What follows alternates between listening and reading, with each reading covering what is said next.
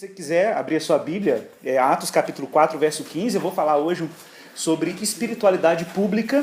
O subtítulo é Como resistir à secularização do coração. Vou explicar os termos, tá? Os títulos do Labri são sempre assim, tá, gente? Tipo, você me lembra que o retiro que teve o título mais estranho do Labri foi um retiro que o Marcos Almeida participou junto com a Lorena. E na época o título do congresso era assim: Cristianismo e cultura pop, de Lady Gaga e Johann Sebastian Bach, né? Foi ótimo esse tema. Até hoje eu não esqueço. De Lady Gaga e Johann Sebastian Bach. Então, de repente, você tem um espectro assim, de crítica, mas na verdade, gente, a missão do Labri, eu não sou obreiro do Labri, eu sou professor voluntário da Escola de Espiritualidade do Labri, mas eu sou labriano de coração desde o início, desde o Pro Labri, quando a gente fazia festival de torta para juntar dinheirinho para mandar o Guilherme e o Rodolfo para a Inglaterra para serem treinados como obreiros lá. E a gente tem uma paixão muito grande, porque o Labri foi responsável por uma ressignificação, vamos dizer assim, ou resgate de uma espiritualidade cristã que fosse mais integral, né, e que atingisse outras esferas da nossa vida. Né. A maior dificuldade que eu tinha na minha espiritualidade era justamente não conseguir entender como que a minha devoção cristã não atingia questões muito simples da minha vida. Né. Então, por exemplo, eu não conseguia ver espiritualidade no ato de estudar, sempre vi uma tensão na vocação intelectual, por exemplo, com a espiritualidade, mas a gente tem muita gente que fala assim, o Labri é um lugar de gente intelectual, é uma proposta de espiritualidade cristã elitista, nada a ver, tá, gente?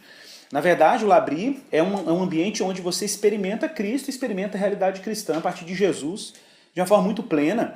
Então, às vezes, a pessoa não tem uma vocação assim, para um pensamento cristão, necessariamente crítico, uma coisa assim, porque existem demandas realmente da missão cristã que exigem uma capacidade intelectual específica, não é uma alta capacidade, mas uma capacidade crítica cristã. Mas existem questões muito simples, a dimensão da arte, por exemplo, a dimensão da hospitalidade, né?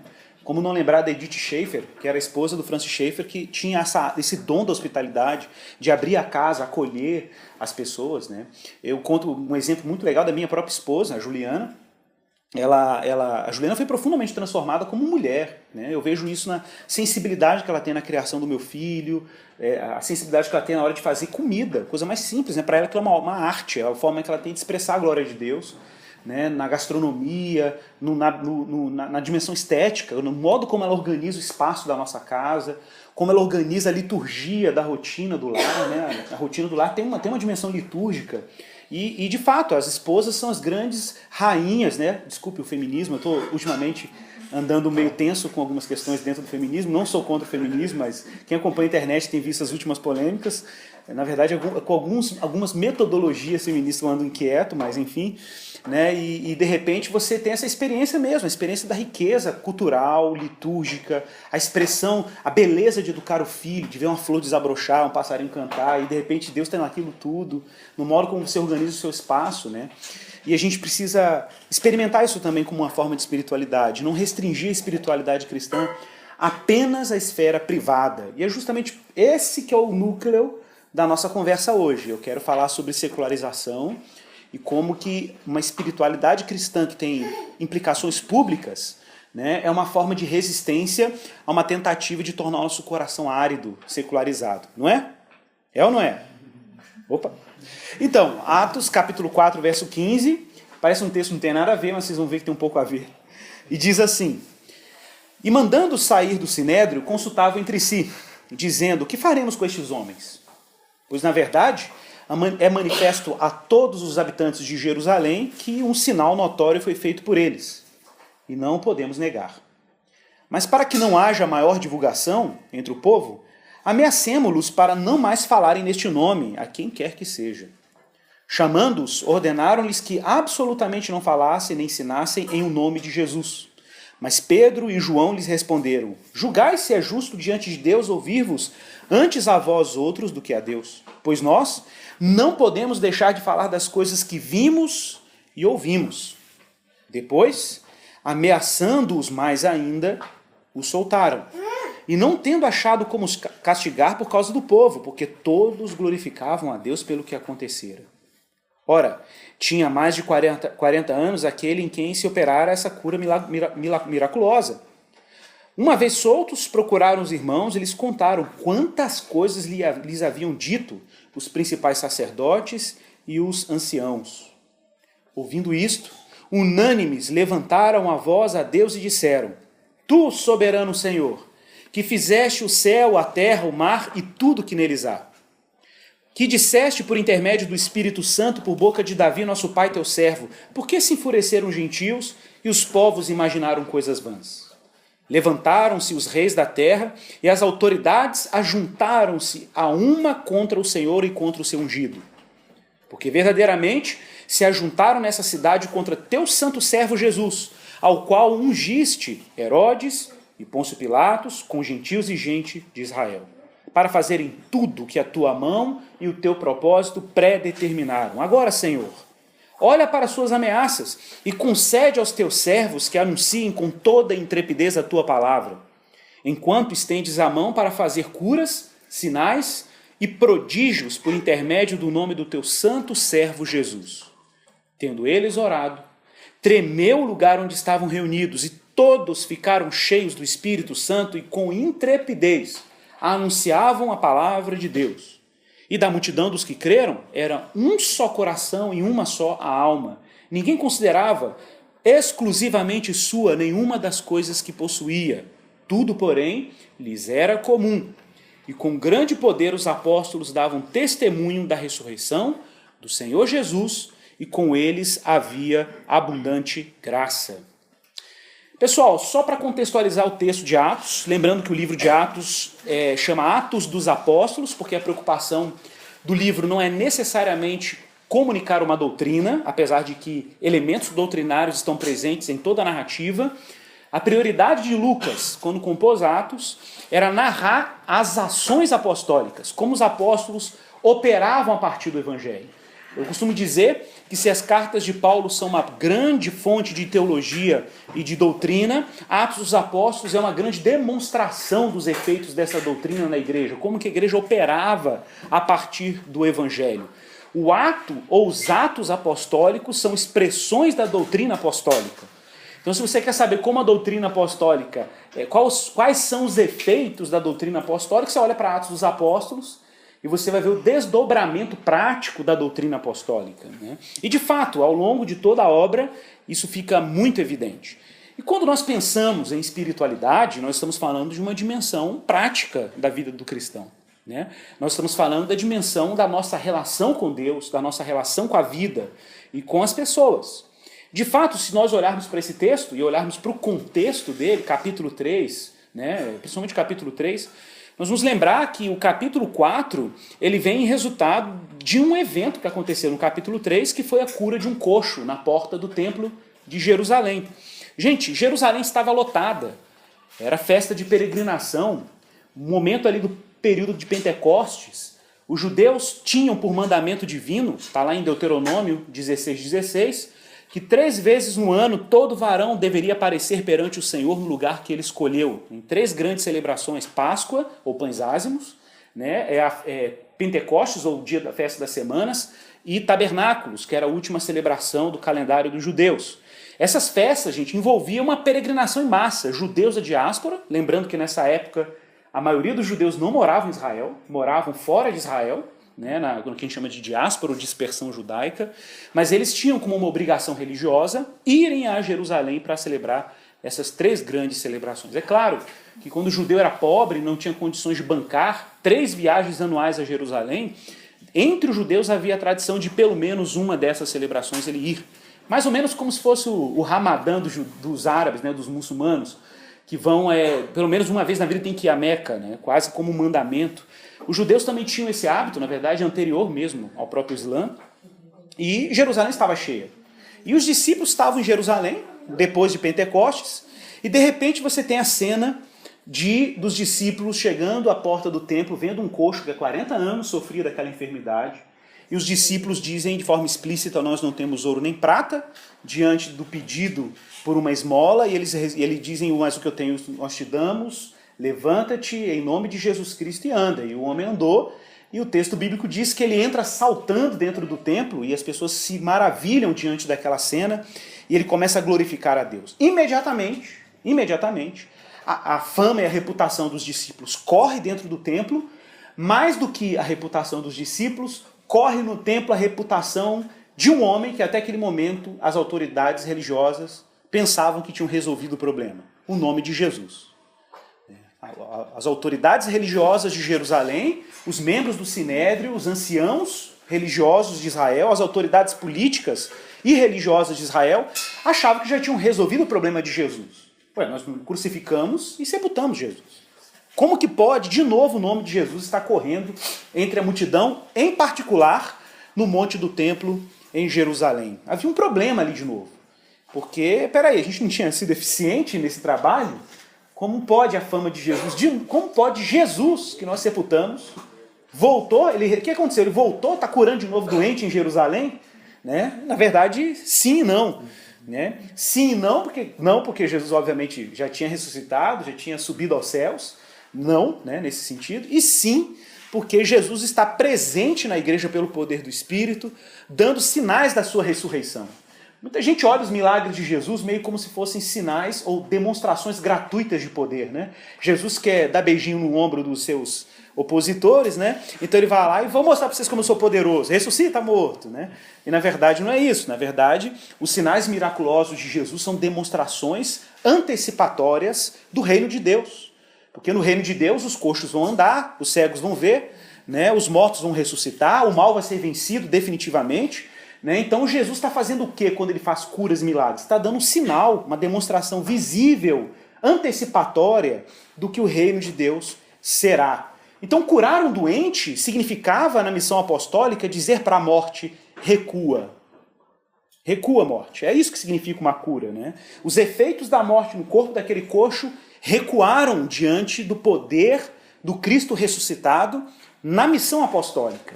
E isso é muito marcante no ministério dos apóstolos e fundamental para a nossa reflexão hoje. Gente, a questão é que nós temos um personagem-chave aqui, nesse drama. O personagem-chave é o apóstolo Pedro. E por que ele é um personagem-chave? Porque o apóstolo Pedro está de novo diante daqueles que ele temia. Lembra que quando Jesus está sendo julgado, Pedro está negando Jesus. Mas está negando diante da ameaça dos mesmos líderes que agora estão ameaçando a missão apostólica.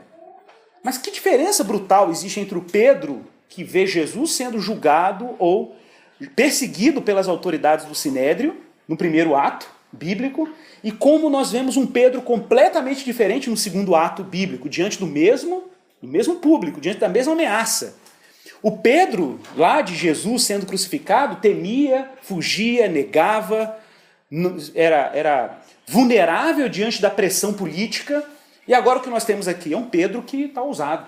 Um Pedro que não tem problema de defender a fé em Cristo de maneira pública. Atenção para isso.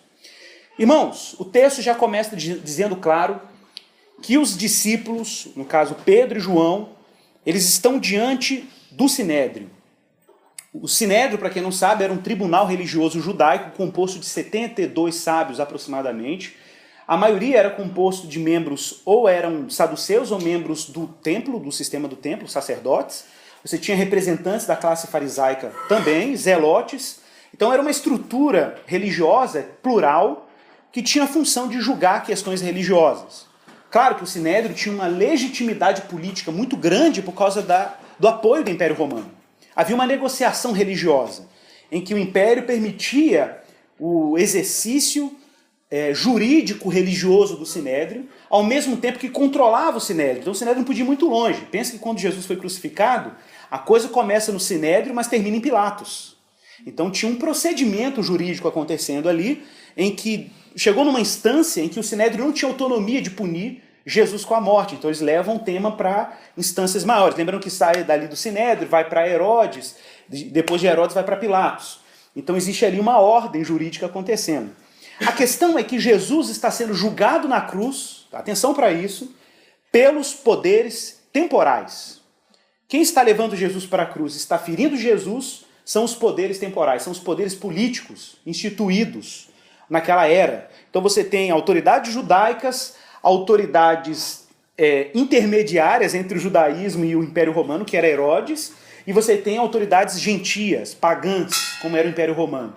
Então os poderes temporais estão levando Jesus para a cruz para ser penalizado e julgado. Mas o problema é quem é Jesus. Jesus é por meio de quem todas as autoridades, todos os príncipes e poderes temporais e celestiais foram constituídos. É só isso que está na cruz. É só tudo isso. Né? Então, na medida que Jesus é golpeado pelos poderes que ele constituiu, ele destitui esses poderes. Né? Por isso que o texto lá em Gálatas diz que ele expôs os principados e potestades ao desprezo, triunfando sobre eles na cruz. A gente sempre lê isso de maneira espiritual, né? E fala, entendi, são demônios territoriais. Não necessariamente, pode ser também, mas não necessariamente. Porque o texto fala que são príncipes e potestades, são poderes ou príncipes instituídos. Deus, em Jesus Cristo, está despojando os poderes temporais e celestiais, como diz lá em Colossenses, né? Que ele constituiu essas autoridades, esses príncipes e potestades, para ele, por ele, nos céus e na terra. Então, na temporalidade e na atemporalidade, na eternidade e na história. Toda autoridade, gente, foi constituída por Cristo, mas também foi destituída e pode ser destituída de poder por causa de Cristo. A questão é que os discípulos sabem disso. Os discípulos viram o Cristo ressuscitado. Pedro está cheio do espírito da ressurreição. Por isso que ele não hesita em defender com muito calor e com muito zelo, diante de um público hostil à mensagem do Evangelho, a verdade evangélica. Qual é a verdade evangélica? Jesus ressuscitou. Jesus ressuscitou.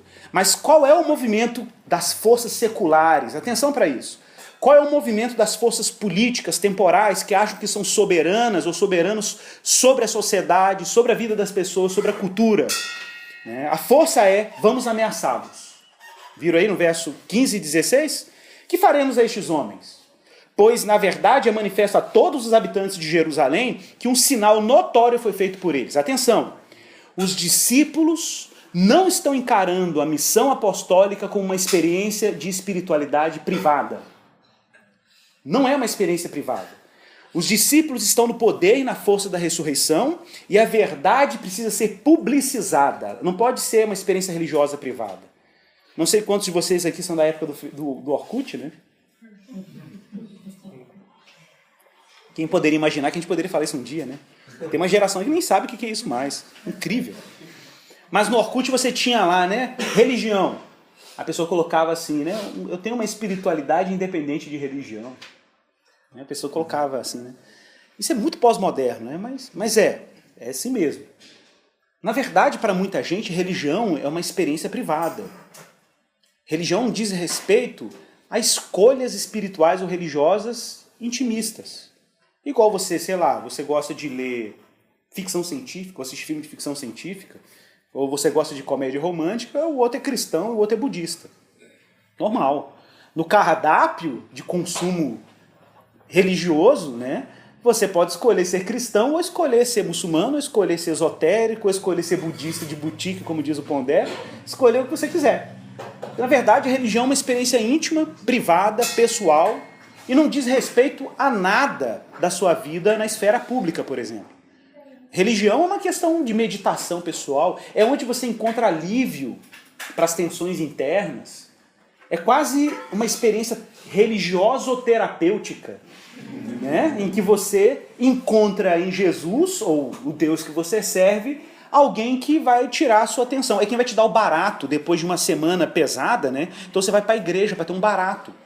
Você vai para a igreja, em vez de você chupar a bala na festa rave, você vai para a festa gospel, entendeu?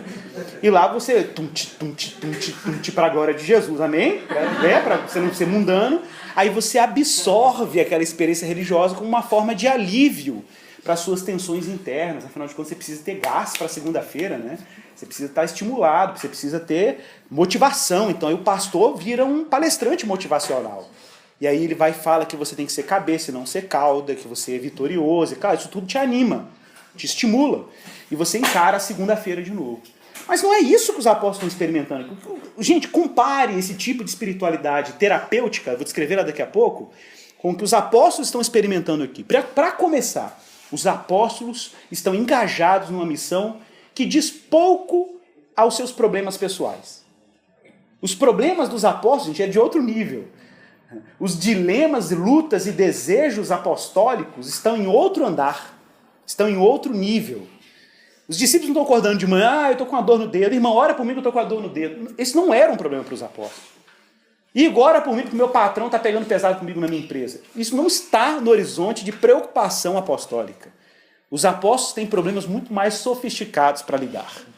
Nesse caso especificamente, os apóstolos têm um problemão. Qual é o problemão dos apóstolos?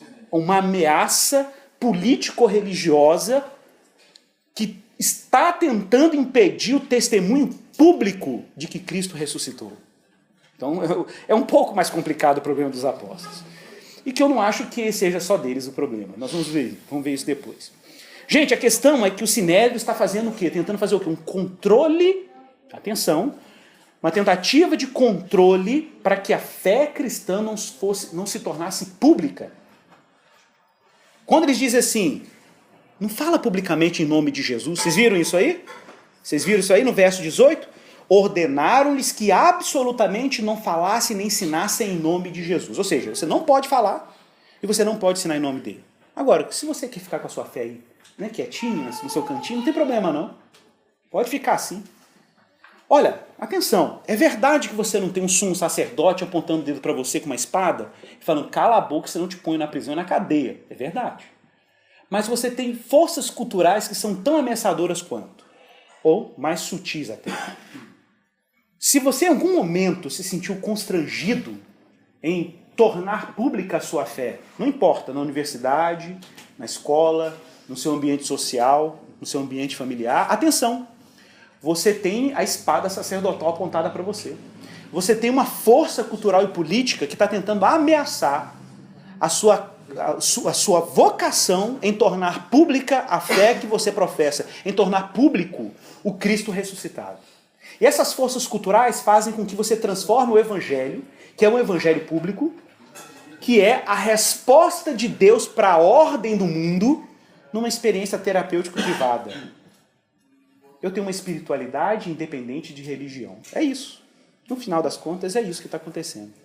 Não é à toa, pessoal, que espiritualidades, estou falando no plural, ditas evangélicas, que nós temos por aí hoje, tornam e pressionam um cristão a diminuir a grandeza do evangelho meramente a essa instância. Pessoas trocam de igreja, por exemplo, pelo que sentem.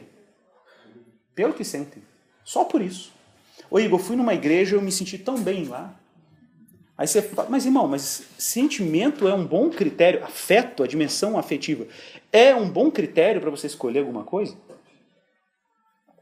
A Bíblia é explícita quando diz que o coração do homem é enganoso. Os nossos critérios afetivos não são muito confiáveis. Então a gente precisa desconfiar da dimensão afetiva nesse sentido. Eu vou dizer por quê. Foi um dia que eu estava pastoreando, chegou no meu gabinete, como algumas vezes isso acontece, algum membro, ou a esposa, ou o marido em crise conjugal, me procurando, ou procurando nós pastores, dizendo, pastor, estou em crise no meu casamento. Eu falo, por quê, fulano?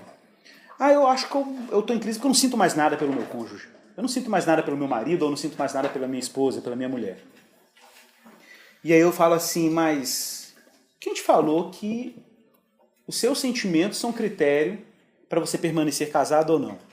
Quem te falou que os sentimentos são uma fonte de autoridade confiável para você manter o seu matrimônio ou não? Quem te disse isso? Mas eu não sinto nada. Mas quem te falou que você tem que sentir algo? Você não sabe quem que ensinou isso? Não, não sei não. Quem te ensinou isso foi o romantismo. Tem data para isso. Quem te ensinou sobre isso foi uma sociedade e uma cultura pós-Woodstock, fundada no sentimentalismo romântico, que idealiza relações e te cobra respostas afetivas. Se você não tem um barato afetivo, aquela relação não é confiável. Quem te falou que isso é um critério bacana, de autoridade, para você se manter casado ou não? Quem disse? Quem disse? Aí eu fiz uma brincadeira. O que você acha do movimento gay? Nada a ver, parece que não tem nada a ver, né? O que você acha do movimento gay? Ai, que absurdo.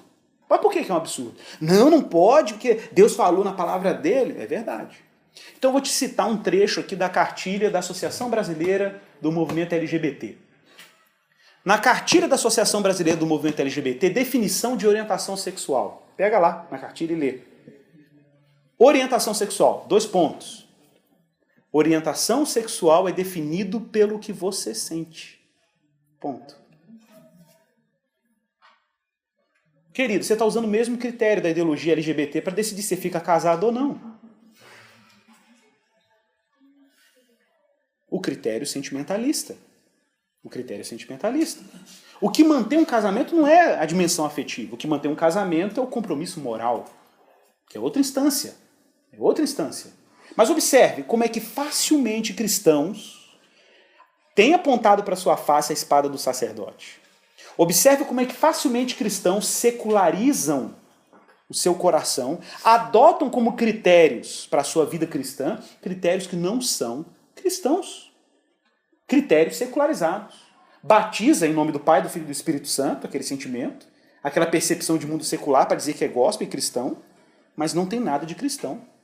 Na verdade, aquela pessoa está curvada diante de um ídolo secular e não percebeu.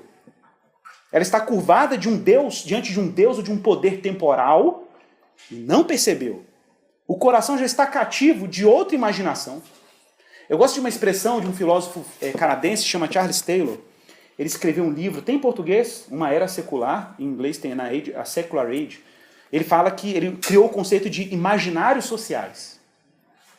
Que o que determina o comportamento humano, no final das contas, não é nem tanto o que ele pensa, é como ele imagina a realidade. Porque às vezes a gente tem todo mundo que tem uma experiência mínima, né, de que às vezes o que você acredita cognitivamente não corresponde ao que você deseja existencialmente.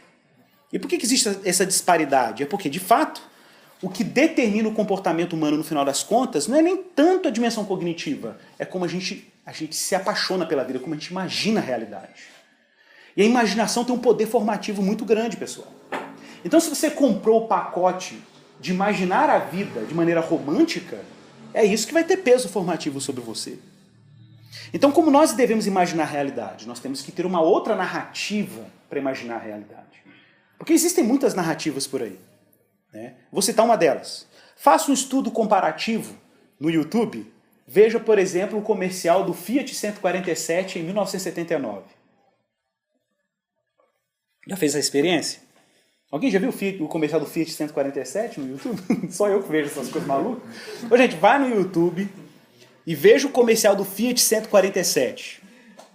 E comparem com o comercial da Hyundai. Qualquer um do século XXI. E faça uma comparação. Não é só porque um é velho e... Não. Faça uma comparação narrativa. Percebam como que o discurso para vender um carro na década de 70, no final da década de 70, é diferente de um carro agora no século XXI. Comercial do Fiat 147. Esse é o Fiat 147. É um carro que é eficiente nas curvas. Quando você frear, ele vai responder. O carro tem resposta adequada para você estiver seguro. A suspensão é eficiente. Tarará. Esse é o Fiat 147. Ponto. Comercial da Hyundai. Comercial da Hyundai. Comercial da Hyundai, gente, é um outro negócio. Comercial da Hyundai, para começar, não é um carro que é útil. Não é um utilitário. É uma experiência. Já viu o comercial? O cara entra no carro, o universo muda. A experiência de realidade do motorista muda. Ele dá carinho no volante. Você não está entendendo. Você não está entendendo. Ele dá carinho no volante.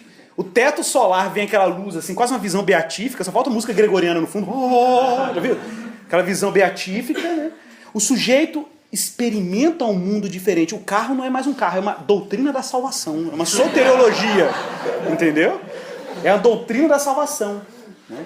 O justo viverá pela Hyundai. Então o cara entra no carro e ele tem uma experiência com a realidade completamente alterada. Gente, não é um carro. Tem sensor de fadiga, não sei o quê, MP3, Bluetooth, né, GPS integrado com blé, blé, blé. Então você vai ficando... O carro não é mais um carro, é uma outra coisa. É uma outra coisa. Tem um filósofo francês que chama Luc Ferry. Ele tem um livro que trata sobre essas questões de filosofia. Ele fala muito sobre isso, que os movimentos culturais contemporâneos, não só os contemporâneos, como os clássicos, e correntes filosóficas clássicas e contemporâneas, no final das contas, todos eles estão oferecendo doutrinas da salvação. E esse filósofo é ateu. É ateu. E ele reconhece que a gente tem que ficar esperto, porque toda a narrativa secular é uma narrativa soteriológica, é uma narrativa de salvação. O tempo inteiro a sociedade está te oferecendo o modo de você ser salvo. Você é salvo pelo que você tem, é salvo pelo que você sente, sacou? É salvo pelo que você possui, pelo currículo que você tem, pela reputação que você constrói, pela imagem que você põe no Facebook. E assim vai. E a gente vai ficando, ou pela saúde que você tem, que agora a moda é a saúde também, né? Ou pelos títulos que você possui, pelo desempenho intelectual que você apresenta, o currículo Lattes que você tem, né? Ou o seu LinkedIn, né? Sua capacidade de publicizar seu currículo profissional, não importa. A questão é, existem muitas narrativas e existem muitas falsas doutrinas da salvação e todas elas querem o quê? Arrebatar você para o universo secular, para você dar uma resposta secular para a vida. O que é uma resposta secular? Eu vou falar aqui um trecho de um sociólogo cristão, Christian Smith, muito famoso, já esteve no Labri algumas vezes na Europa, e tem muitos livros na área sociológica. E ele tem um livro que é extraordinário, chama Soul Searching, The Religious and Spiritual Lives of American Teenagers. Ele fez uma pesquisa com adolescentes dos Estados Unidos, pesquisou 3.000 adolescentes. Atenção!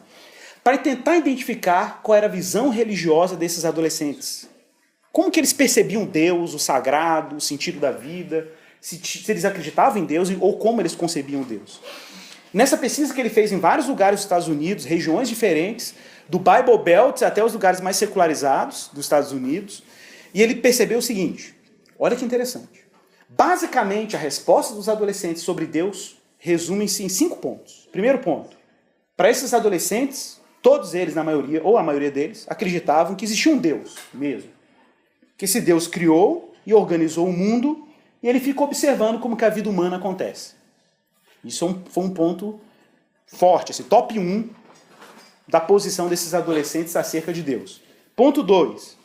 Deus quer que pessoas sejam boas, legais e respeitosas umas com as outras. Então, isso era unanimidade. Ponto 3. O objetivo central da vida humana é ser feliz e sentir-se bem sobre si mesmo e consigo mesmo. Atenção. Ponto 4. Deus não precisa estar particularmente envolvido na vida de ninguém, exceto quando essa pessoa entende que Deus é necessário para resolver algum problema. Ponto 5. Pessoas boas vão ao céu quando elas morrem. Pronto, são 5 pontos, tá, que você percebe a espiritualidade ou a percepção que o adolescente americano tem de Deus. Não seria muito diferente dos nossos adolescentes urbanos, por exemplo, no Brasil. Então, o Christian Smith vai dar um nome para esse fenômeno, para essa percepção religiosa do adolescente americano. Parece uma expressão difícil, mas vou explicar cada um dos termos. São 3 termos. Ele chamava isso de deísmo com D, deísmo terapêutico moralístico.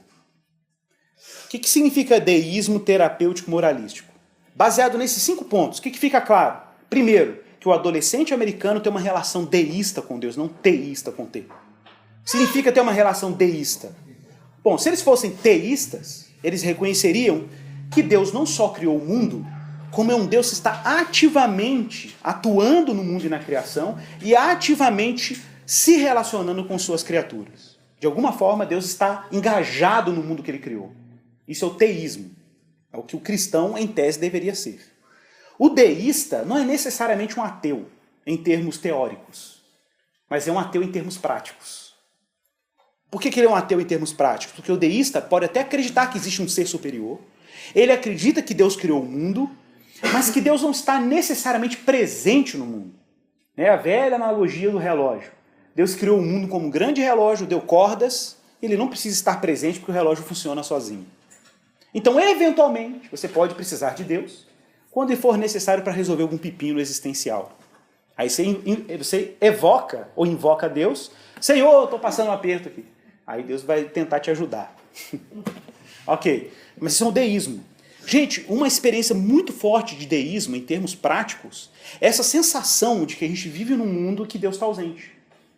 Por mais que você seja crente, que você cante no domingo que ele é o leão da tribo de Judá, na segunda-feira ele vira um gatinho, como diz o Rodolfo. Né? Ele vira um gatinho, porque parece que Cristo perde a força do seu senhorio quando você está lá diante do seu chefe chato. Ou quando você está dentro de um ônibus lotado, está preso no trânsito. Ou quando você está na universidade, quando o seu professor ateu começa a questionar a fé. Parece que você está experimentando um mundo em que Deus não está presente.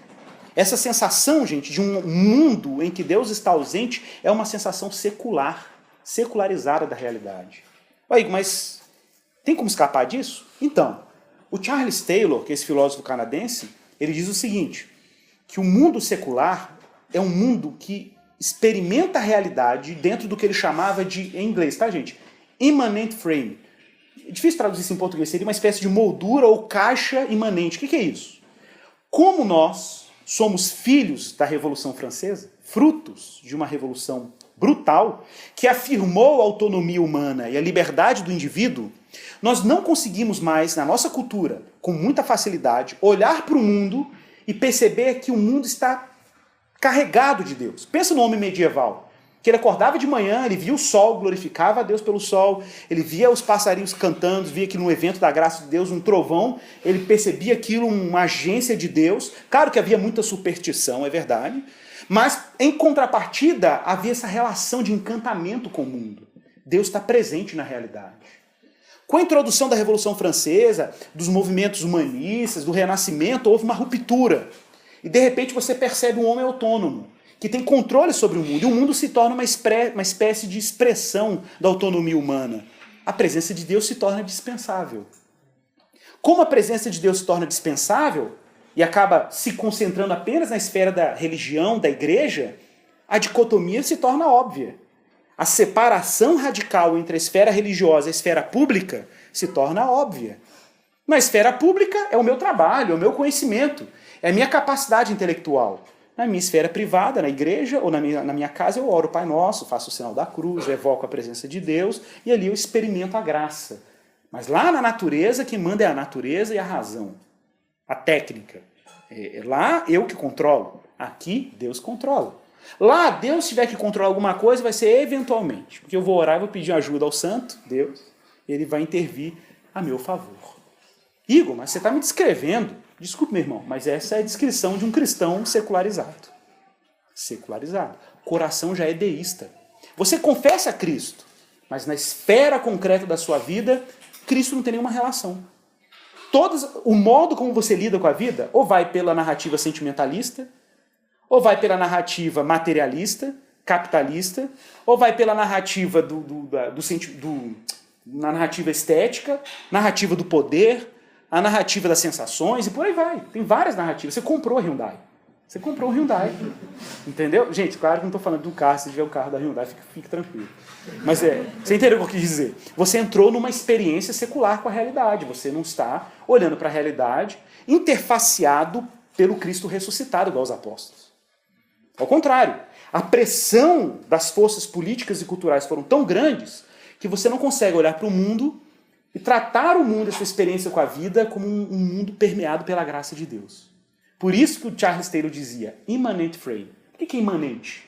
Porque não tem mais o transcendente. É imanente porque você olha para a vida e parece que só sobrou a matéria. Não tem Deus no mundo, não tem providência no mundo. Onde que você vai buscar sentido? Adivinha? Na imanência. Você vai olhar para a matéria, para os afetos, para o sexo, para o dinheiro, para a aparência, os recursos que vão dar sentido para a sua vida.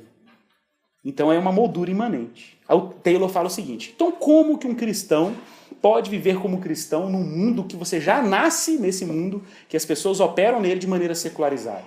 O seu cliente te liga querendo um produto que você entregue ele na data certa. Ele não está nem pensando em Deus do outro lado da linha. Então é inevitável que você vive num mundo secularizado. Mas o cristão não precisa, por isso, se secularizar. Então o que o cristão faz num mundo que é immanent frame, que é secularizado, uma caixa fechada em que parece que Deus está ausente? A missão do cristão é abrir janelas de transcendência. A missão do cristão é abrir portas para as pessoas olharem para as estrelas dentro dessa caixa e ver que, poxa, pode ser que tenha um sentido para além da imanência. Né? Cristãos fazem isso como? Fazem isso se libertando dessa espiritualidade privada e transformando ela numa espiritualidade pública. Muitos cristãos não evangelizam porque não têm repertório para entender que a sua fé tem implicações públicas. Que existe um modo cristão de se colocar no mundo e na vida. Existe um modo cristão de se posicionar diante das ameaças culturais do seu tempo. Tem um modo cristão de dar respostas adequadas. Sabe o que tem acontecido muito hoje? Cristãos que não encontram nesse cristianismo que se tornou privado respostas adequadas para os dilemas sociais e culturais do seu tempo acabam recorrendo a ideologias seculares. Então, por exemplo, vou dar um exemplo de um pastor famoso do Brasil, que me bloqueou do Facebook depois que eu fiz uma crítica a essa frase. Mas ele postou assim no Facebook: na minha vida pessoal, na minha vida com Deus, na minha espiritualidade cristã pessoal, eu sou doutrinariamente ortodoxo. Mas no campo político e social, eu sou progressista. Olha, eu levantei uma questão muito séria. Eu falei assim, peraí. Isso significa, então, que o Cristo que é Senhor na sua vida pessoal e privada simplesmente perde o poder quando você pensa em questões públicas. Quando você está preocupado com a pobreza, com o modo como a sociedade se organiza, Jesus não tem relevância. Quem tem relevância aqui? Uma ideologia secular, progressista. Por que tem muitos jovens cristãos que ficam seduzidos com um discurso pós-estruturalista, Foucaultiano, estou falando para quem conhece os negócios, Nietzscheano, Deleuze e Guattari, e ficam fascinados com a possibilidade de explicar a vida e o mundo a partir de um tom revolucionário? Por que isso é tão sedutor? É sedutor porque, infelizmente, na instância da igreja local, Jesus não passa de um ursinho de pelúcia amestrado, que você brinca com ele religiosamente, mas ele perde completamente a noção de senhorio na instância pública. A ressurreição dele não tem poder para além das portas da igreja. Chega lá fora, o leão para você é o Nietzsche e o Foucault. O leão para você é o mercado, é o dinheiro, é o sucesso profissional, a sedução do poder. Esse é o seu leão lá fora. Porque para você Jesus é um gatinho. A lógica foi invertida. Pensa no C.S. Lewis. Por que C.S. Lewis descreve de maneira muito simples, mas parece infantil até, né, a imagem de Cristo nas Crônicas de Nárnia como Aslan, um leão? Justamente para sustentar a noção de que Cristo é alguma coisa que não pode ser domesticado. Que existe uma selvageria em Deus. Você entende esse sentido? Como assim selvageria? Que ele não pode ser controlado. Deus não pode ser um poodle. Deu para entender?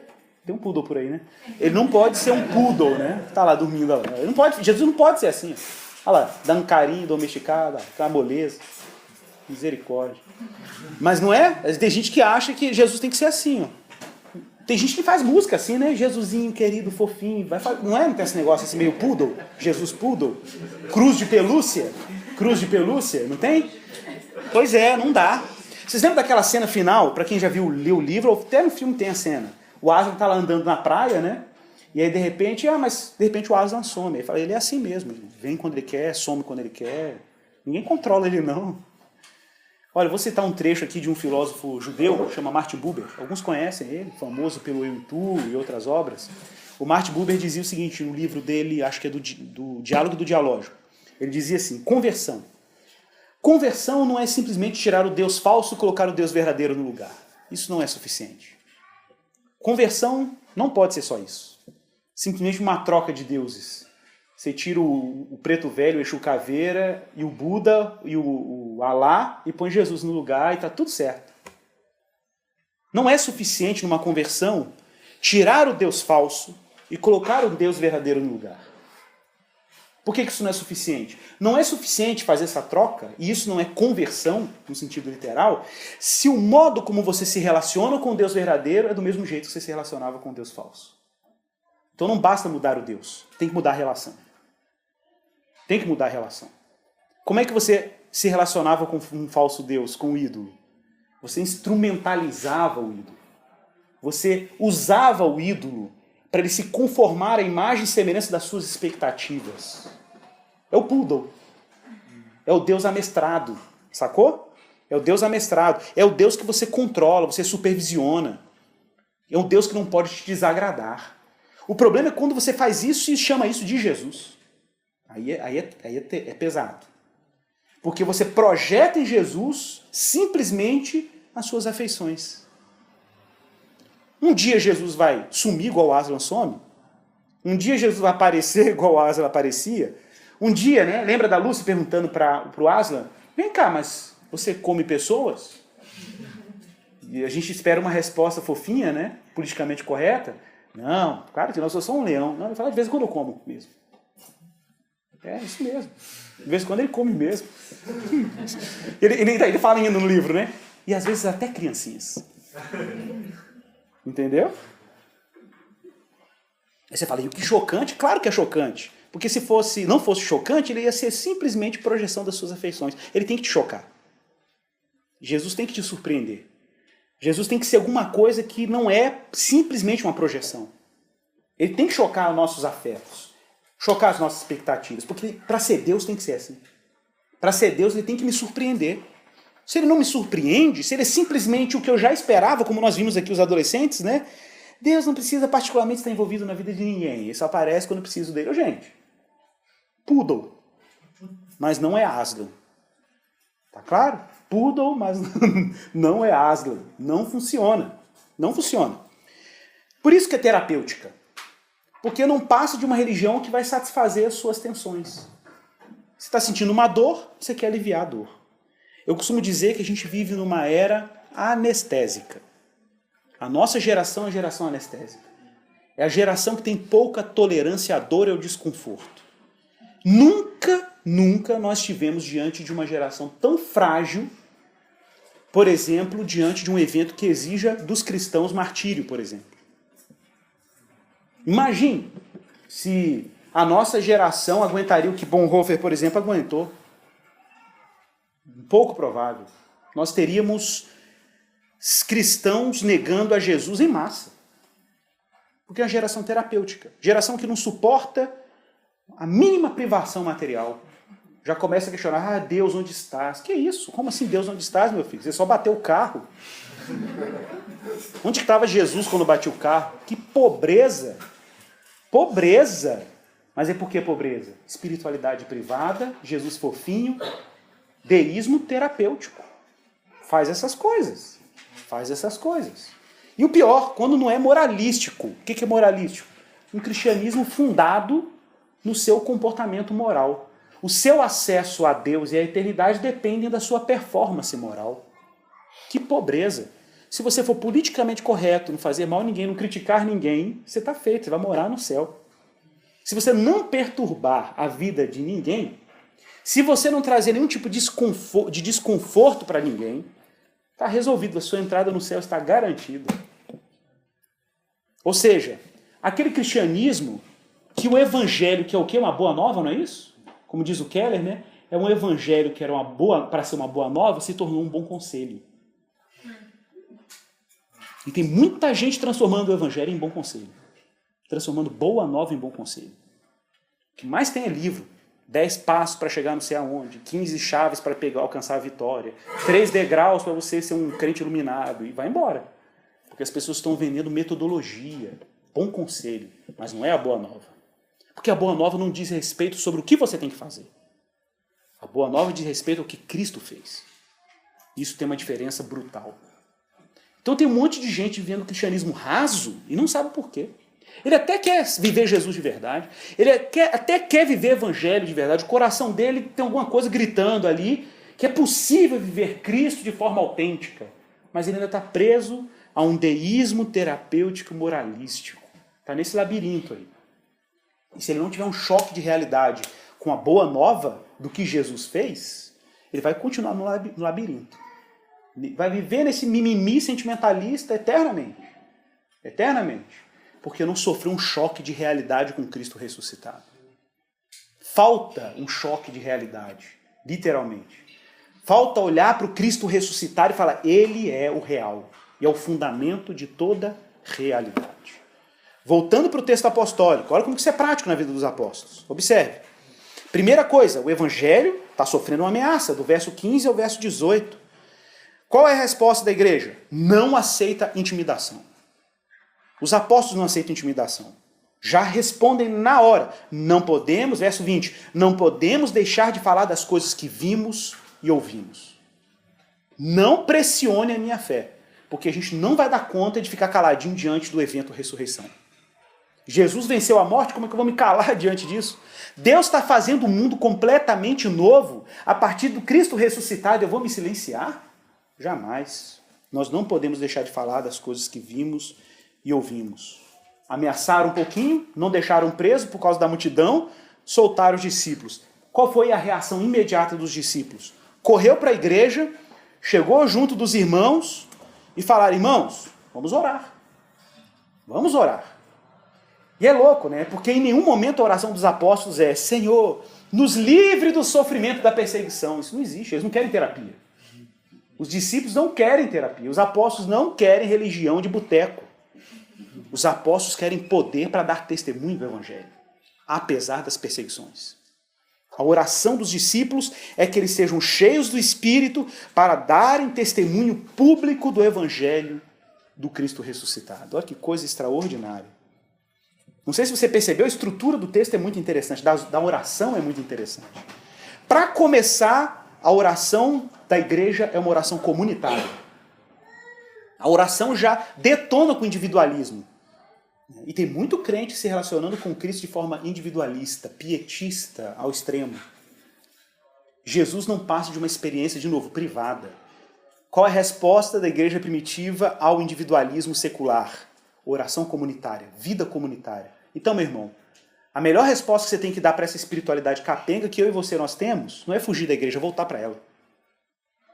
Não é transformar Jesus numa experiência privada, é ir para a comunidade.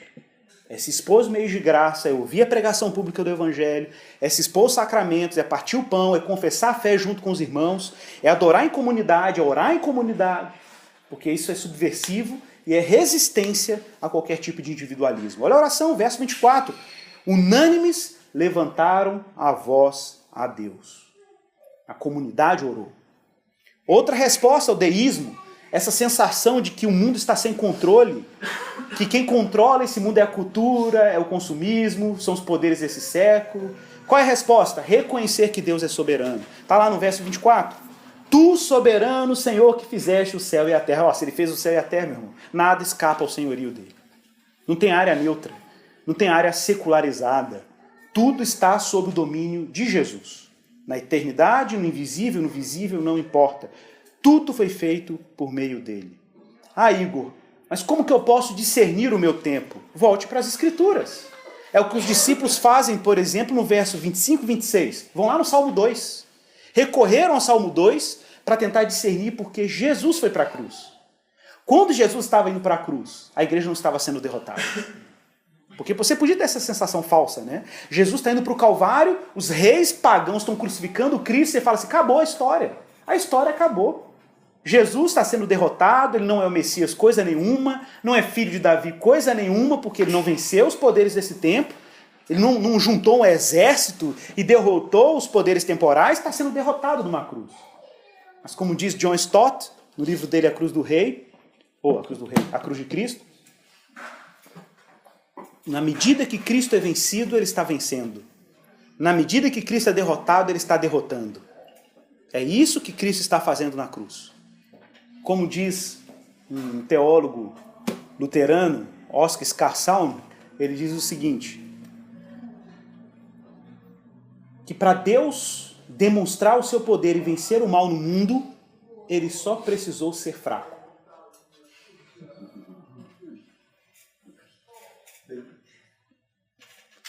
Só isso. Porque se ele não fosse Deus, se ele fosse um imperador romano, o que ele ia fazer? Igual os discípulos pediram, Senhor, manda fogo do céu aqui, manda milhares de anjos consumir todo. Não, mas ele não fez isso. Porque ele é Deus. E para Deus derrotar o mal, ele não precisa ser mais do que ele já é. Ele já é o que ele é. Então ele só precisa demonstrar o poder dele na fraqueza. Ele só precisa morrer numa cruz para derrotar o mal. Ele só precisa ser vencido para vencer. Esse é o grande paradoxo da cruz que Lutero percebeu quando enfatizava o triunfo do Christus Victor, né? O Cristo vitorioso na cruz. É isso. É que Deus, para escandalizar os poderes desse tempo, desse século, só precisou ser humilhado no madeiro. Isso é o suficiente. É o suficiente para esmagar os poderes. Só isso. E os discípulos estão discernindo isso, indo para as Escrituras. Para discernir o tempo, discernir o momento. Jesus não foi para a cruz por acidente ou por força política. Jesus foi para a cruz porque o propósito de Deus, verso 18, predeterminou que aquilo acontecesse. Então a história está na palma de Deus aqui. Deus está controlando a narrativa histórica, os fenômenos históricos. Ele é soberano sobre o tempo e sobre a vida. E os discípulos oram, Senhor, gente, os discípulos estão falando, Senhor, nos leve para as cavernas para que fiquemos lá protegidos contra a perseguição. Não.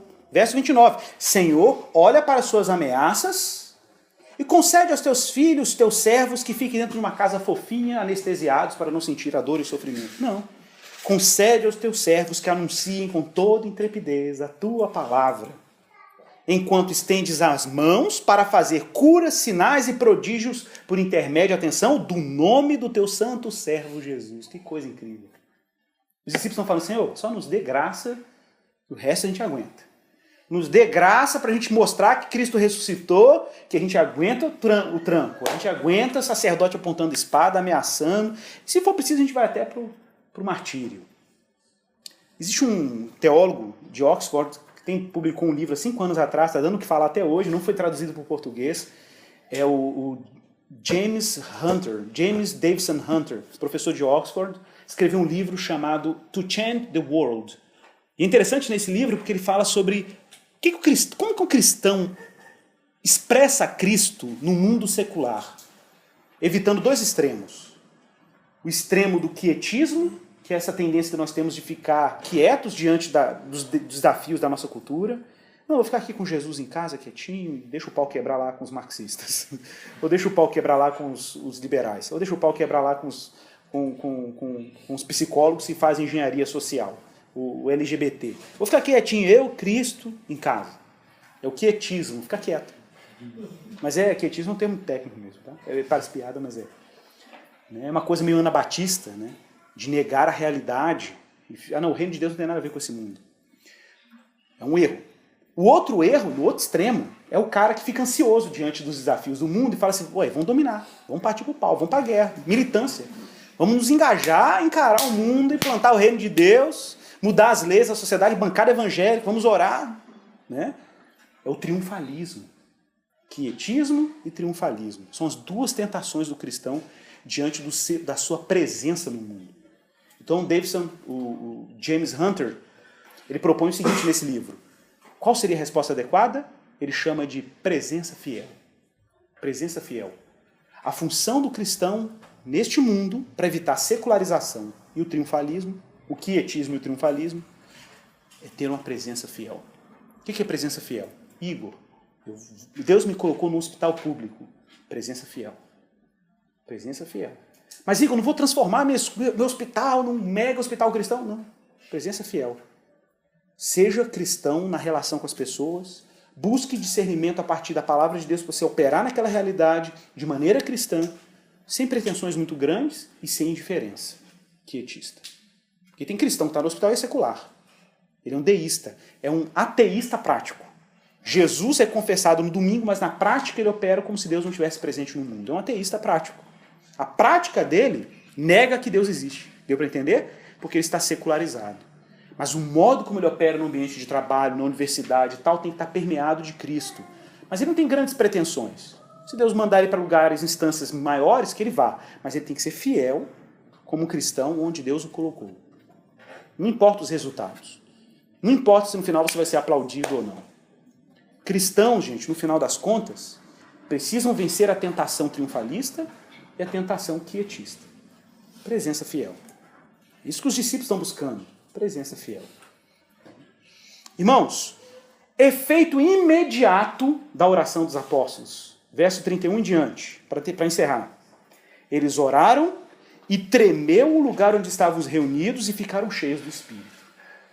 Por que não dá para cristão viver neste mundo secularizado sem o poder do Espírito? Por uma razão muito simples. O Espírito Santo é o Espírito que Deus colocou no mundo, natureza dele, para sustentar a criação dele. Lembra quando Deus criou? O Espírito pairava sobre a face das águas. Calvino, nas Institutas, chama muita atenção para isso. Acho que é o Salmo 140, que fala que toda a criação é renovada por obra do Espírito. A gente sempre acha que o Espírito Santo é alguma coisa que fica só no crente habitando nele. Não, o Espírito age em toda a manutenção da vida na criação. A graça comum de Deus que opera na criação opera a partir da obra do Espírito. É o Espírito Santo que produz tudo isso. Então o Espírito de Deus é o Espírito de Deus na criação. Na criação. Então eu só posso experimentar a realidade de Deus e não ser secularizado se eu estiver nessa realidade do Espírito. O Espírito que ressuscitou Jesus é o que está te ressuscitando. Começando pelo novo nascimento, pela regeneração, estendendo isso até a sua ressurreição final. É ele que selou, como diz Paulo em Efésios. Nós somos, é o selo do Espírito. Por que o Espírito te selou? Te selou para a ressurreição. Então um cristão opera num mundo cheio do Espírito, porque sem ele você não dá testemunho. Sem ele você não consegue olhar para a palavra e discernir a vontade de Deus para interagir com a realidade. E com intrepidez anunciavam a palavra de Deus. E por que tinham intrepidez? Porque não tinha mais o que temer. Não tinha mais o que temer. Não tinha que temer ameaça de professor, ameaça de político, ameaça de nada. Eu tive uma experiência essa semana, eu falei da tensão com feministas, né? E uma jovem escreveu um artigo na Folha de São Paulo, eu fiz uma crítica a esse artigo, ela não gostou, escreveu um outro artigo em resposta na Folha de São Paulo, e aí eu tive que me reposicionar novamente. De forma muito intencional, organizaram um evento em Belo Horizonte e trouxeram um articulista. Foi muito intencional. E aí eu dei um jeito de ir no evento. Quando o pessoal me viu confirmando a presença no evento, já começou a dar treta. O que eles não esperavam é que eu baixasse no evento de verdade. E eu fui lá. E a jovem está dando a palestra, não está gravando não.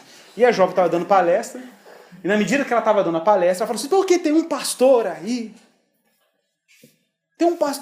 que criticou o meu texto e não sei o quê. Aí eu, no meio do evento, muito cheio, levantei a mão e falei, o pastor sou eu. Né? Aí você fala, aquilo já deu uma... já mudou a atmosfera do negócio.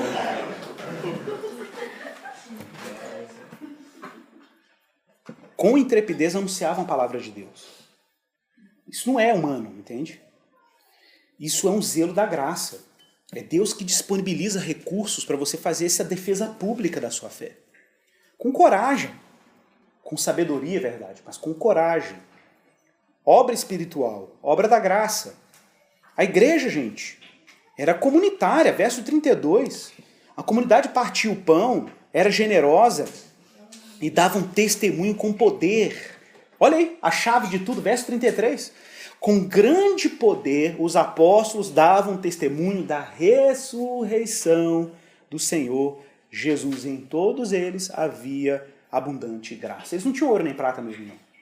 Mas tinham outras riquezas. Tinham outras riquezas. Era a riqueza que o mundo precisava. Porque o mundo era pobre. Pobre de esperança.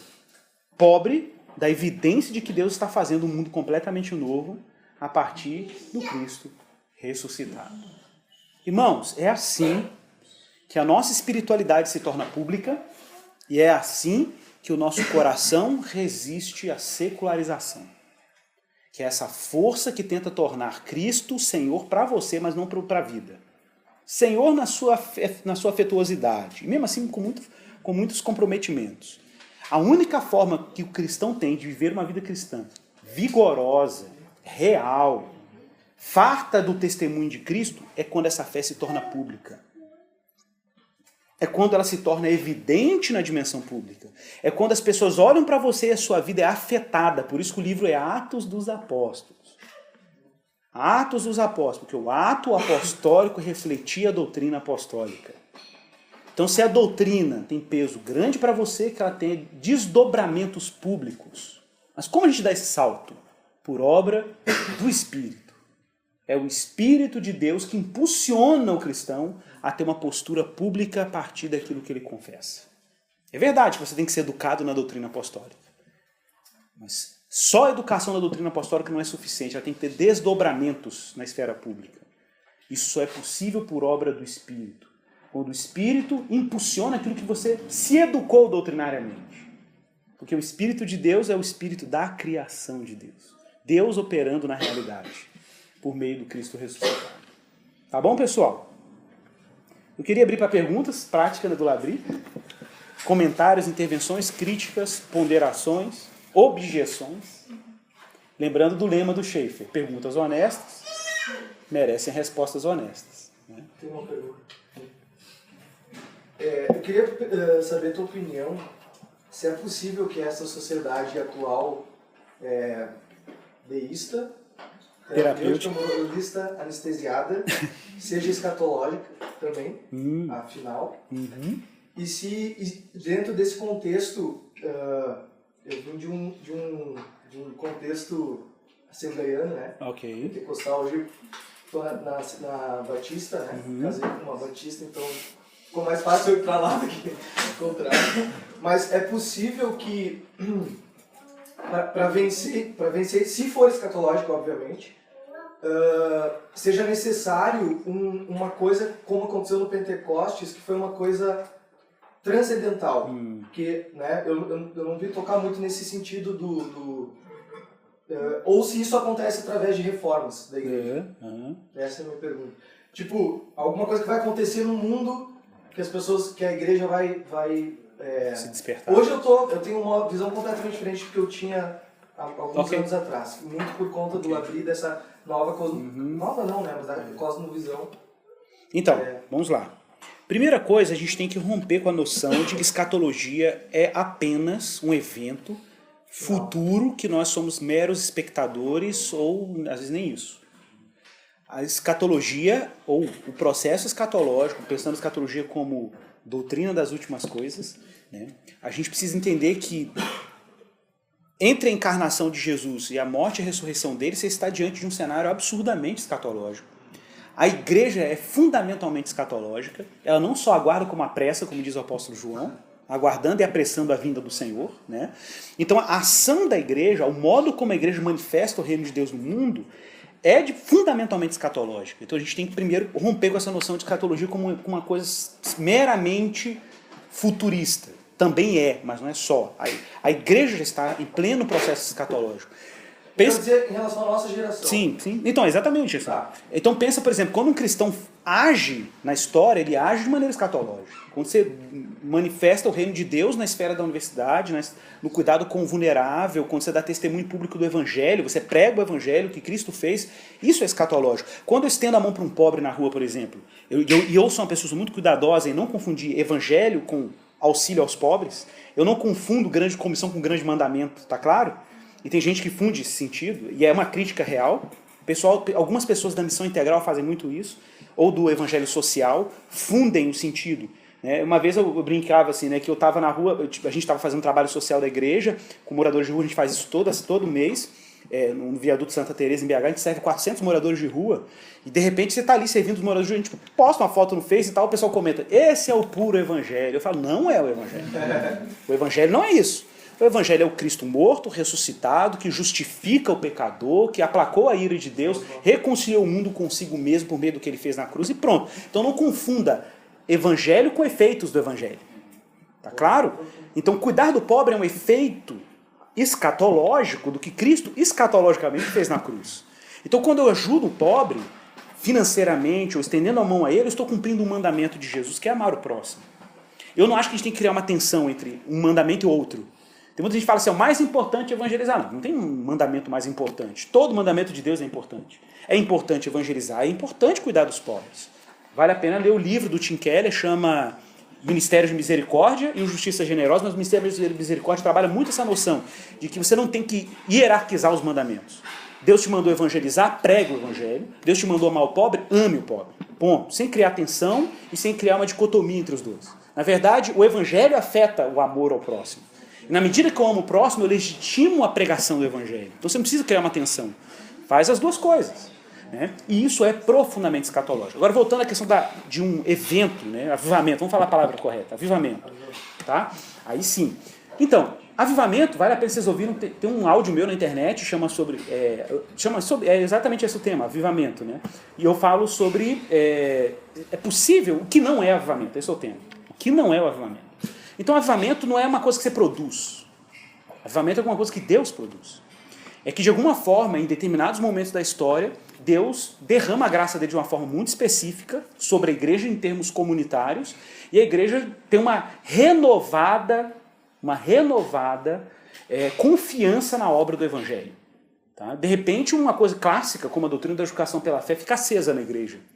Uma coisa que para a gente parece clássica, né, como a obra da santificação, ela começa a se tornar evidente. Né? A cruz, que era uma coisa que parece que você falava só para o pecador na rua, ela se torna o núcleo que move a igreja. A igreja é movida de uma maneira fresca, né, renovada a partir das coisas clássicas, o que o evangelho é.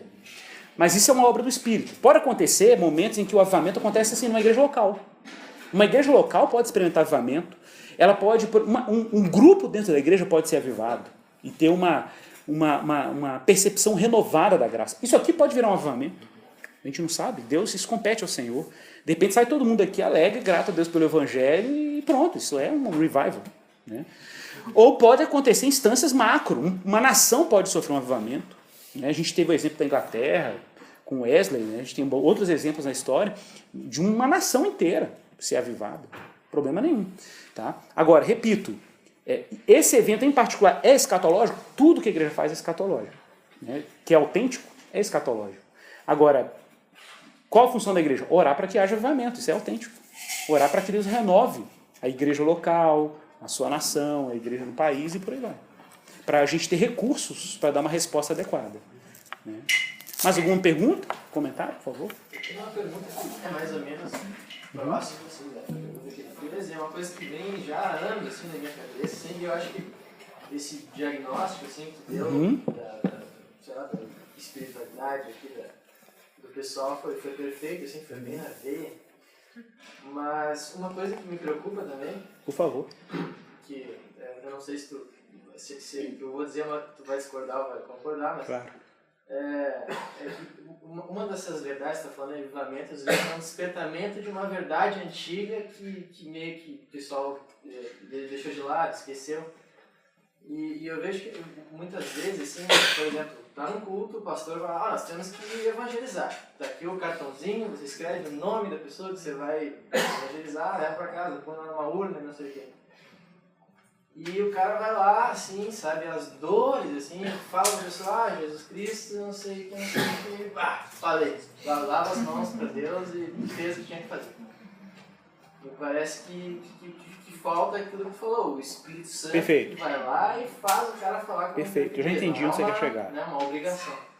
Mas o que eu vejo que na Bíblia aparece em vários momentos que essa presença do Espírito Santo, essa ação, é condicional ao negar a si mesmo. Por exemplo, aquele que permanecer em mim, sabe? Porque quem não estiver disposto a negar tudo que tem não é digno, sabe? Tem vários outros versículos que eu podia citar aqui que mostram essa condição. Né? Ok. Tem que negar a si mesmo. Okay. Então, essa falta de espiritualidade vibrante, essa fé intrépida e corajosa, no fim das contas, não é, na verdade, em alguma medida, uma apostasia.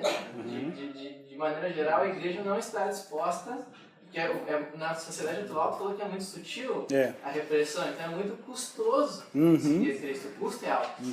E isso envolve... E sempre será, e sempre será. O cristianismo é letal. Exato.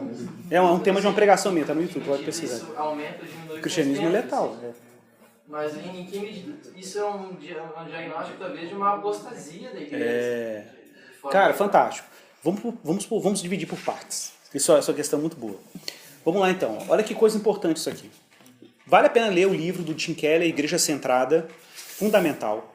Principalmente os 2 primeiros capítulos, ele trata diretamente desse assunto. Ele fala o seguinte: cristãos não podem confundir o evangelho com os efeitos do evangelho. Qual o problema da igreja hoje? Ela quer meio que reconstituir artificialmente os efeitos do evangelho sem ter o evangelho. Então, exemplo. Aquela igreja é uma igreja missionária, aquela igreja é uma igreja adoradora, aquela igreja é uma igreja evangelizadora, é uma igreja que ama os pobres, é uma igreja blé, blé, blé, vai embora. Aí o que acontece? Você quer que a sua igreja seja missionária. Aí você artificializa uma igreja missionária. Você quer que a sua igreja seja evangelizadora? Você pressiona psicologicamente as pessoas para serem evangelizadoras. Você quer que a sua igreja seja adoradora? Você cria um ambiente artificial que as pessoas espontaneamente adoram a Deus. Desculpa a coreografia aqui. Mas a verdade é que o tempo inteiro a gente fica tentando reproduzir os efeitos do evangelho sem ter a causa desses efeitos. E a gente acaba confundindo efeito com causa. Tá claro? Então vou dar um exemplo. Qual é a melhor forma de tornar uma igreja evangelizadora? Pregando o evangelho, evangelizando a igreja. As pessoas não evangelizam porque elas não estão suficientemente saturadas do evangelho. Então você tem que expor o evangelho. Você tem que convocar as pessoas para o evangelho. Ela tem que ver que o evangelho tem relevância. Atenção para o que eu vou falar agora, porque ele chama muita atenção para isso. Quando eu falo pregar para a sua igreja o evangelho, não estou dizendo para você pegar a teologia sistemática do Bavinck, lá do Dogmata Reformata, que é uma obra de arte, a propósito, e falar assim, vamos lá, justificação pela fé, Deus imputou justiça. Não é só isso. Você tem que pegar essa verdade que é eterna, que é profundíssima, relevante demais mas tem que traduzir isso de um modo que isso atinja as pessoas no seu tempo. Porque na época de Lutero o problema era com o catolicismo. Mas qual é o nosso problema hoje? Por exemplo, como que a teologia como que a justificação pela fé pode se tornar relevante hoje? Exemplo muito simples. A tentativa secular, e que às vezes alguns cristãos têm, de, por exemplo, acreditar em realização profissional. Ué, mas não existe isso não? Não, isso é heresia. Cristão não se realiza profissionalmente. Realização profissional significa encontrar realidade ou segurança existencial pelo que você faz. A Bíblia dá outro nome para isso. Salvação pelas obras. Porque realização é salvação. E se você quer ser salvo pelo que você faz, salvação ou justificação pelas obras. O que você tem que fazer? Destrói a realização profissional. Realiza-se em Cristo. No que Cristo fez e não no que você faz. Aí sim você pode fazer o que você tem que fazer, mas sem expectativa de realização. Aí, apliquei justificação pela fé nos nossos dias. Eu quero ver se um coração não acende de novo. Acende. Porque o cara tira o fardo da realização profissional e abraça a cruz de Jesus no lugar dessa treta. Concorda? Então, isso é uma forma prática, bem pastoral, para demonstrar como velhas doutrinas podem se tornar frescas de novo. Não é simplesmente pregar de maneira clássica as velhas verdades. É pregar de maneira atual as velhas verdades. É confrontar os ídolos do nosso tempo com a verdade evangélica, que é clássica. Aí as pessoas vão se encher do evangelho. Meus queridos, aí você não precisa falar assim, evangelismo. Você pode até falar, não tem problema não. Ide fazer evangelho. Verdade. Mas isso vai ser tão orgânico, a pessoa vai respirar isso de uma forma tão plena, isso vai ser tão integrado com a vida das pessoas, que evangelizar vai ser uma coisa orgânica, natural. Ela não precisa ninguém ficar pressionando ela psicologicamente. Ela respira o evangelho. Ela é o evangelho, tá claro? Você olha para ela, Jesus está lá, Cristo está lá, o evangelho está lá. Sabe assim, ela fala porque ela vive aqui. Entendeu? Qual é o problema hoje? É que a gente enfraqueceu a necessidade do evangelho e a gente quer que a pessoa evangelize. É óbvio que não vai dar certo. É óbvio que isso vai ser um fardo pesadíssimo. É óbvio. Porque o meu púlpito não é cristocêntrico. Como é que eu quero que as pessoas sejam cristocêntricas? Não faz sentido. Então esse é o primeiro problema, tá? Enfatizar a causa e não os efeitos. Os efeitos precisam ser trabalhados, atenção, mas a partir do evangelho, nunca em detrimento do evangelho. Tá? Então, voltando. Igor, mas seria correto, por exemplo, você falou assim, a gente também tem que negar a nós mesmos, a gente precisa ir para a ação. Verdade, o Schaeffer fala um paradoxo, né? Quem já leu Verdadeira Espiritualidade do Schaeffer, o Francis Schaeffer diz o seguinte, ele chama isso de o paradoxo da santificação cristã. Ele fala que o cristão vive numa ação passiva, numa passividade ativa. Legal isso, né? É como Jesus ali em João 6, eu acho que ele fala, o 5, ele fala, eu sou videira, vós sois os ramos. Quem permanece em mim dá muitos frutos, porque sem mim nada podeis fazer. Ação passiva, passividade ativa. Na medida que você confia em Cristo e nega a si mesmo, Cristo disponibiliza a graça para você. Mas não é uma obra. É e não é, né? É uma ação passiva. É uma ação passiva porque a sua ação é confiar em Cristo. Né? Em confiar em Cristo. Mas é Cristo que opera em vós o querer realizar, entende? É um paradoxo cíclico, mas é um paradoxo. Então, é verdade que o cristão tem que evangelizar, mas que ele nunca faça isso sem estar em Cristo, sem estar bebendo no evangelho. Tá claro? Então, porque a gente pode cair numa tentação de dizer assim, se os meus jovens saírem para evangelizar, eles vão começar a ter amor por Jesus. Se ele não tiver já em Jesus, ele não vai ter amor por coisa nenhuma, vai ter frustração. Essa é a verdade. Então, o que você precisa ter aqui no púlpito, aqui na igreja? Equipar os seus irmãos, sua comunidade, com um fascínio completamente fresco em relação ao evangelho. O evangelho, velho e bom evangelho, renovado evangelho, aplicado na vida real, para as pessoas irem evangelizar. Então vou dar um exemplo prático, outro exemplo. Lá na nossa igreja nós fizemos uma série, na verdade foi uma série que nós fizemos nos pequenos grupos da igreja, que a gente trabalhou, a gente se inspirou no livro do Keller, né, Fé na Era do Ceticismo, só que a gente deu outro título, Fé na Era da Dúvida. Então eu fiz uma série sobre questões honestas que um irmão, um amigo da faculdade faz.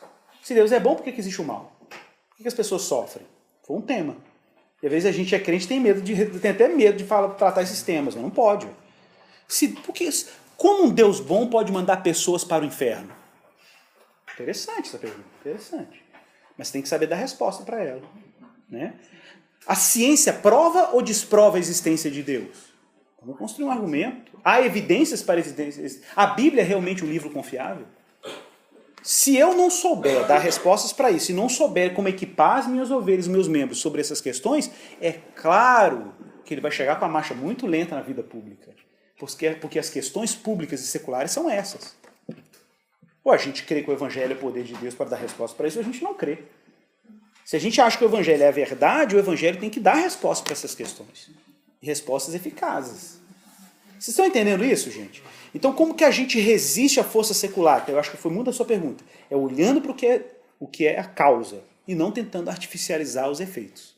Agora, se você tem a causa, se jogue nos efeitos. Se jogue, vai fazer missão, vai cuidar do pobre, vai evangelizar, vai pensar fé cristã na academia. A resposta vai ser imediata. Tá bom, gente? Última pergunta. Vamos lá. Depois vocês podem vir aqui perguntar depois do término. A questão que mais talvez relevante hoje que eu sinto dificuldade, né, no pessoal que está tendo essa consciência que eu chamo missional e tal. Isso. Sobre a oração. Né? A oração. A grande questão é a seguinte, o movimento anterior, né, de batalha espiritual, cura interior e guerra espiritual, de territórios, batalha espiritual estratégica, etc., levava as pessoas a longas orações e experiências grandiosas de oração. Agora, né, entendendo a narrativa evangélica no nosso contexto, como ajudar os jovens, né, a oração, nessa consciência, nesse entendimento de que Deus é soberano, e que não é através dos méritos, e que não são as conquistas. Isso. Se todo o movimento anterior era baseado justamente nessas premissas. Brilhante, brilhante. Eu acho que é uma boa questão para a gente fechar a nossa reflexão. Porque, na verdade, o texto que a gente leu aqui é uma oração. Oração, né? termina com oração. É isso aí. É exatamente isso. Eu tenho um áudio meu na internet aí, no site da Igreja Esperança. Não sei se está no YouTube ou está lá no site aqui, mas vocês vão achar aí no Facebook, no Google. Né? Google é onipresente, quase onisciente. Então, eu tô brincando. Isso é heresia, tá, gente? Isso é heresia. Aí você põe lá no Google, né? Igor Miguel, eu não tenho que lembrar o título, se é oração. Uma coisa. Eu falo sobre oração. É uma pregação que eu falo sobre oração. E gente, esse texto, essa mensagem sobre oração, eu falo o seguinte, que a oração é um grande instrumento. Porque a primeira pergunta que eu levanto é: se Deus é soberano, sabe de tudo, que a gente ora? É a primeira questão que eu levanto lá. Né? E muita gente às vezes cai no quietismo de novo, né? Porque reconhece que Deus é soberano, então... Não, gente, a oração diz respeito, basicamente, a uma guerra de vontades. Por que uma guerra de vontades? Em grande medida, a oração é alguma coisa que faz mais em você do que faz fora de você. É claro que ela vai fazer alguma coisa fora, mas quem faz é Deus, na verdade. Mas o que a oração está produzindo no cristão que ora? Está produzindo uma nova vontade. Atenção para isso. Uma nova vontade. Porque em grande medida as nossas orações não são respondidas porque as nossas vontades não foram educadas à vontade de Deus. Os nossos desejos estão desalinhados com a vontade de Deus. Então Deus tem que te educar a desejar a coisa certa. Porque quando você deseja a coisa certa, a sua oração é uma oração respondida. A questão é que nós não desejamos corretamente. Pensa em Paulo ali, né? Minha carne milita contra o Espírito. Pensa em Romanos, quando Paulo fala que nós não sabemos orar como convém, o Espírito intercede por nós para a gente orar à vontade de Deus. Então, em grande medida, nós oramos porque Deus está transformando a nossa vontade para que a nossa vontade seja melhor. Por que a oração dos apóstolos foi respondida? Oração certa. A oração estava completamente alinhada. Eles consultaram a palavra, discerniram a vontade e oraram o que Deus tinha como plano para aquele momento. O problema é que as nossas orações são medíocres. Essa é a verdade. E aí a gente não experimenta a resposta da oração. O que é melhor? Você pedir aqui um alívio de uma dor, um sofrimento, não ter sua oração respondida, ou você ter desejos melhores e ver o tempo inteiro as suas orações respondidas? É claro que é essa. Então nós oramos pouco porque oramos mal. Aí a Bíblia está certa mesmo, quando fala que a gente ora e não sabe fazer a oração corretamente. A gente pede para os nossos caprichos, pede para os nossos... Claro, irmãos, não está errado você fazer uma oração: Senhor, me proteja, Senhor, me guarde, Senhor, né, traz o meu sustento. Está no Pai Nosso. Mas o Pai Nosso é orientado por um núcleo ali. Seja feita a tua vontade, assim na terra como nos céus. Pensa nisso, que oração não é alguma coisa que a gente faz para mover Deus na história. A oração, gente, a gente faz para nos movermos ao mover de Deus. Deus já está em movimento. O que Deus tem para fazer, Ele fará, é verdade. A questão é que nós, enquanto cristãos, somos coparticipantes desse plano soberano. É como se Deus, na oração, nos encaixasse no drama divino, entende? E Deus é isso. A gente ora para a gente se encaixar no drama. Deus é um grande dramaturgo. Né? O Calvino falava que Deus, a criação de Deus é o teatro da glória de Deus. Teatrum gloriam Dei. Então Deus te põe no palco. Mas para te colocar no palco, para você participar não como um protagonista, mas como coadjuvante, porque o protagonista é Cristo, como coadjuvante desse teatro da glória de Deus, é a oração. E não subestime, a oração não é um anexo que você pendura aqui na sua espiritualidade, não. Gente, é questão de sobrevivência. Oração é questão de sobrevivência. Oração é exatamente aquilo que Deus disponibilizou como meio de graça para a gente entrar no drama, do drama escatológico, entende? Não tem como você entrar no drama escatológico sem oração, não tem jeito. Mas quem está te ensinando a orar? Jesus. Olha lá no Getsemane, para encerrar. Como é que Jesus está no Getsemane? Naquele momento ali, em que Jesus está diante da cruz e de negar a cruz. É o ápice ali, né? Ninguém pensa nisso, mas... Gente, Jesus em algum momento chegou a desejar não encarar a cruz. Já parou para pensar nisso? Pai, se for possível, passa de mim esse cálice. É pesado. Mas qual é o salto? O salto é quando ele diz, contudo não seja o que eu quero, mas o que tu queres. Essa é a oração de um filho de Deus. É isso que Jesus está ensinando. Por isso que ele chama Deus de Pai, Abba, né? O que ele está ensinando? É que o cristão, quando ora, ou o filho de Deus, quando ora, está numa guerra de vontades. Ele pode expor uma vontade dele, mas imediatamente tem que submeter a vontade dele à vontade do Pai. Contudo, não seja o que eu quero, mas o que tu queres. Aí é o salto. É o salto escatológico, entendeu? Você vai beijar a cruz do outro lado, meu filho. Mas beija. Beija a vontade do Pai. Entendeu? Por quê? Eu tenho medo da vontade de Deus. Meu filho, você tem medo daquilo que é bom, perfeito e agradável? Se eu fosse você, eu teria medo da sua vontade. Ela não é confiável. A de Deus é perfeitamente confiável. A sua não é confiável. A minha não é confiável. Essa que é a armadilha. Então a oração te ensina a desejar coisas melhores. Com certeza a de Deus é melhor do que a nossa, né? Do que a sua. Amém, pessoal? Posso fazer uma oração? A família que nos hospeda, muito obrigado. A gente sempre tem que agradecer, tá, gente? Hospitalidade do Lavria, a gente agradece os anfitriões sempre, tá? Muito obrigado pela acolhida. E vamos orar. Pedir a graça a Deus, para, como diz Agostinho, para Deus reorganizar os nossos afetos, nossos amores. Reorganizar as nossas disposições afetivas, emocionais, não importa, que Deus reorganize os nossos amores. Pai, em nome de Jesus, só Tu sabes, Pai, como nós somos pouco confiáveis e como somos obcecados por controle, como nosso coração facilmente é seduzido por ídolos fúteis, superficiais, ficamos até infantis. Perdoa, Pai, porque às vezes nós somos até ridículos diante da nossa pretensão de poder e alívio. Que fé medíocre que nós temos às vezes, Senhor. Pai, que o Senhor nos desiluda de nós mesmos. Nós não queremos a ilusão, mas para não querer a ilusão, nós precisamos nos desiludir. Sem desilusão, não há encontro com a realidade. Pai, eu oro por avivamento, eu oro para que o Senhor acenda em nosso coração uma nova disposição para confiar e crer em Jesus Cristo. Que o Senhor nos liberte de nós mesmos, nos salve de nós mesmos. Às vezes a gente fica tão preocupado em sermos salvos do diabo e do inferno que a gente esquece que o maior inferno que a gente tem hoje somos nós mesmos. Essa ilusão que a gente cria internamente de achar que a gente é confiável.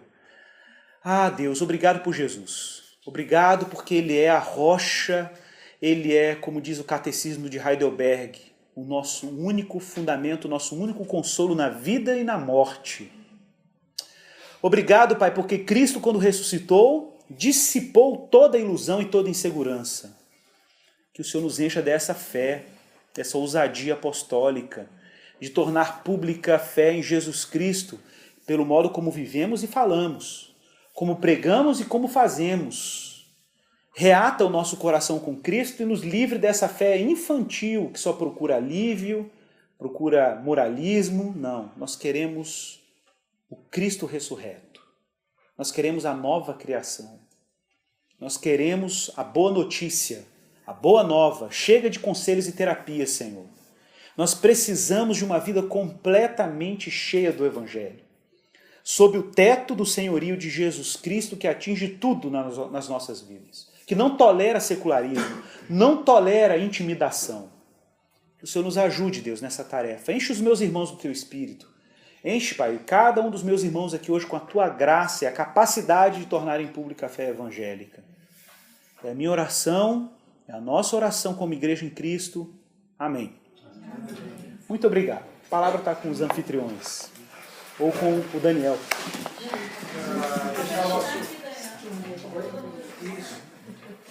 Fazer o nosso agradecimento especial aí no Miguel. Um prazer. Nós amigos da Bristol ficamos realmente muito felizes com a sua presença aqui. E certamente nós somos muito agraciados por Deus por essas reflexões. Muito obrigado, que o Senhor continue dando graça nessa caminhada. E eu creio que todos aqui ficaram muito instigados sobre essa questão da espiritualidade. E é exatamente o tema do nosso retiro. Então, se você não deixou ainda seu nome aqui com interesse, por favor, nos procure aqui no final. Se você já quiser confirmar, confirme. Se você quiser ainda um tempo para confirmar, tudo bem. Te damos um tempo até domingo. Domingo, um tempo razoável, né? Brincadeira. A gente precisa ter 15 pessoas até domingo para confirmar. Se nós não tivermos 15 pessoas, possivelmente na segunda a gente ligue, desmarque. E aí a gente pode pensar numa outra programação. Mas a gente precisa ainda, nós não temos esse número. Não falta muita gente para chegarmos aí, mas ainda falta algumas pessoas. Então, Um de cada vez. Um de cada vez. Um de cada vez para não posicionar o nosso Gmail. E o palestrante? O Rodolfo, Isso, gente. o Rodolfo. Não percam. Os obreiros. Rodolfo Amorim tem a mãe. Como diz o mineiro, né? Tem a mãe. Ele é muito bom, tá, gente? Então vale a pena mesmo, sério mesmo. Bom, e a ideia do retiro é a gente ter esses momentos de conversa de forma muito mais tranquila. Isso. Não vai ser uma programação feita com tanta atividade que a gente às vezes sai mais cansado dos retiros do que, não, com tempos de descanso, tempos com práticas devocionais, Legal. tempos de meditação, de silêncio e de aproximação. Então, eu gostaria muito que o retiro acontecesse, por isso a minha insistência. Agora nós vamos ter o nosso período de refeição. Vamos tentar, como a gente sempre faz, nos aproximar, conhecer pessoas novas e fazer amizades, estar atentos às necessidades uns dos outros. Afinal, nós não podemos nos atentar para aquilo que é eminentemente nosso. Nosso coração tem que estar sempre aberto para as nossas necessidades que são sempre compartilhadas. Faz parte. Vamos fazer só uma oração para o alimento e a gente já vai para a segunda parte. Pai, obrigado pela tua provisão, por todos que trouxeram aqui essa refeição que será compartilhada agora.